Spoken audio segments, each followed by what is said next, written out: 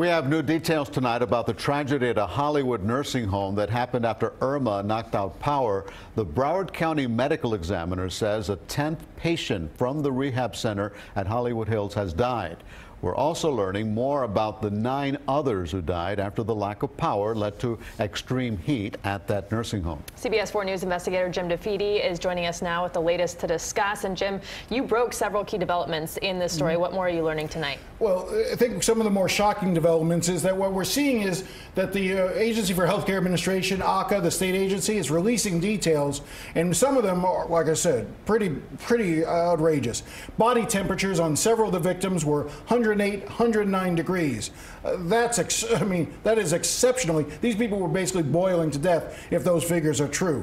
Now, this is all moving into the court system. A little over a week later, things seem to be settling down a bit, and you got the governor now trying to revoke the license for the nursing home, take away their Medicare funding. You got the nursing home going into court in Tallahassee, trying to fight back as well. Also, another new development tonight, Florida Department of Law Enforcement has set up a special hotline. Anyone with information about deaths or what took place inside that nursing home are now encouraged to call an FDL hotline 866-452-3461. So as you can see, a lot of different fronts. This investigation is expanding both on the state and federal level. And I see you got a lot of documents sitting in front of you. What's that?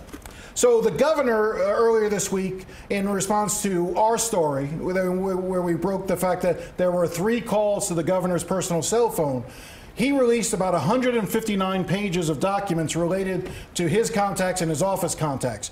A couple of things that are new. Actually, we have to make a correction. We were wrong. There were not 3 calls to the governor's personal cell phone. There were 4 calls to the governor's personal cell phone. And while the governor continues to maintain that all the calls were returned, going through the documents carefully in the timeline, you realize that some of the calls were returned for 4, 5, even 6 hours later. So it wasn't a speedy way to do things. And that's one of the things that I think we're going to learn out of this. Handing out the governor's personal cell phone to emergency operators in an emergency probably is not the best way to try to get help. Now, there's a couple other things I want to just sort of highlight in here.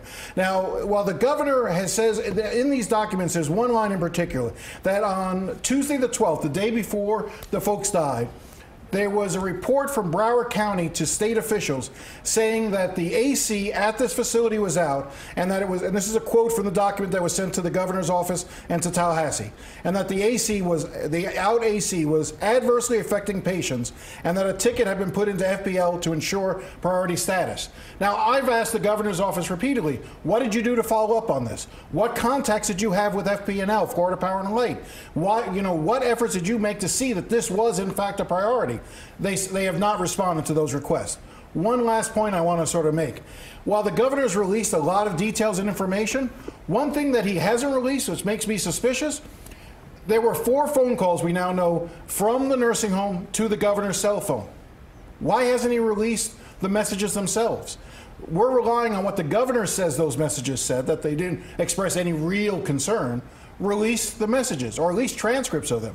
I asked for it today. They say they'll handle it as a public records request and get back to me in the near future. And I'm also curious. I'm also curious about when those calls were returned. What was said on those calls? They were referred to other agencies? Or? The calls were mainly returned by the Department of Health and AHCA, the Agency for Healthcare Administration. And that what the calls were was basically check in, say, okay, well, what's the status? All right, you have power outage. We'll follow up with FP&L. We don't know if they ever did. Governor's office maintains that every time those calls were made to the facility, they also told them that if the critical needs of the patients were ever in danger, they should dial 911. This is all in the hands now of prosecutors? Federal regulators, Florida Department of Law Enforcement. It's going to be in the civil court system. There are civil lawsuits.